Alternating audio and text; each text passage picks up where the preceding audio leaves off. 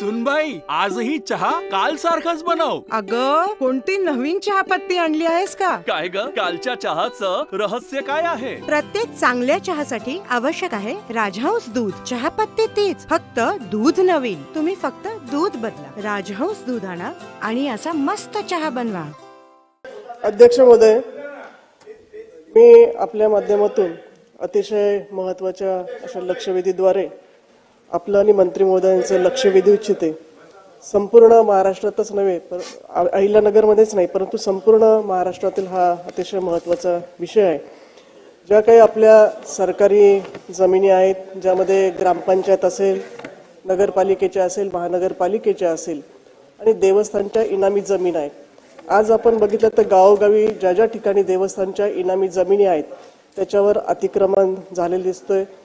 वेगवेगळ्या देवदेवतांच्या असेल, मूर्ती असतील त्या ठिकाणी ठेवल्या जातात आणि त्याच्यानंतर तिथं धार्मिक स्थळाचं किंवा तिथं वातावरण निर्मित केल्यानंतर त्या ठिकाणी धार्मिक बैठका घेतल्या जातात. धर्मांतराचे अनेक विषय आपण आज राज्यामध्ये बघतोय.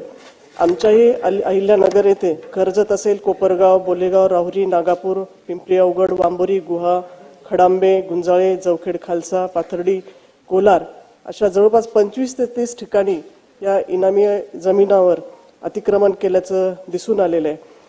त्या गावातील लोक, गावातील वातावरण किंवा जातीय सलोखा त्या ठिकाणी बिघडलेला आहे. समाजामध्ये तेढ निर्माण झालेली आहे आणि कुठल्याही एका समाजाला त्या ठिकाणी प्राधान्य देता किंवा अतिक्रमण शासकीय जागेवर होऊ नये यासाठी गावकरी असतील, तिथले प्रमुख कार्यकर्ते असतील, हे वारंवार त्या आस्थापनेला विनंती करतात.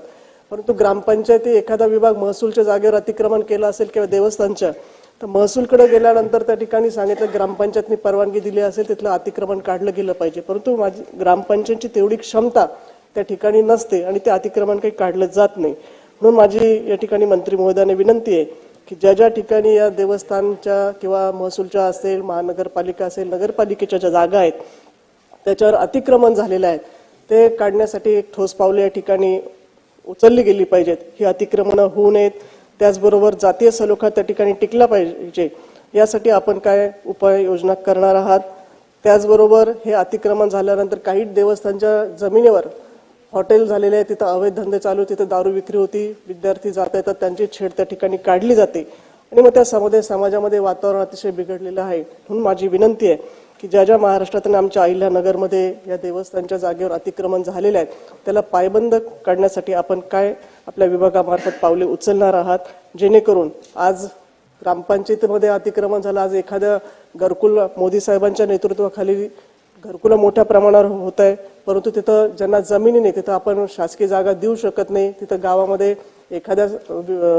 एखादा सरपंच असेल तो त्या ठिकाणी त्याला पायबंद करतो किंवा करू देत नाही. परंतु धार्मिक स्थळ म्हटलं का कुणी तिथं वाईटपणा घ्यायला तयार होत नाही. मग शासकीय जमिनींना कुणी मालक आहे की नाही किंवा त्याच्यावर कुणी काही कडक पावले उचलणार की, हा माझा या ठिकाणी मंत्री महोदयांना प्रश्न आहे. म्हणून आमची अपेक्षा आहे आजच्या लक्षवेधीच्या माध्यमातून की अतिक्रमण काढण्यासाठी आपण ठोस पावले या ठिकाणी उचलले, तर भविष्यात अशी अतिक्रमण होऊ नये यासाठी आपण काय करणार आहात.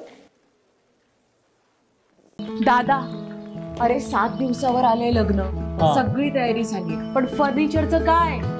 गृहवस्तू भांडार 10 ठिकाणी फिरण्यापेक्षा आपल्याला हव्या असलेल्या वस्तूंच्या हजारो व्हरायटीज एकाच ठिकाणी पाहायला मिळतात फक्त गृहवस्तू भांडार मध्ये.